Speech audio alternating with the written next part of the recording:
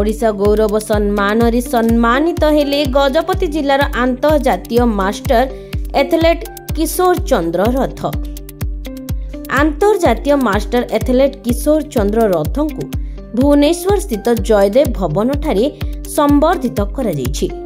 गजपति जिलार एही master athlete Shri Rathan को world charity welfare foundation तरफ ओडिशा गौरव सम्मान अवार्ड रे सम्मानित करा जायछि। तांको आंतर्जातीय स्तर रे विभिन्न स्थान रे सफलता हासिल करी देश व राज्य को गौरवान्वित करिथिबार कारणरू एही सम्मान प्रदान करा जायछि।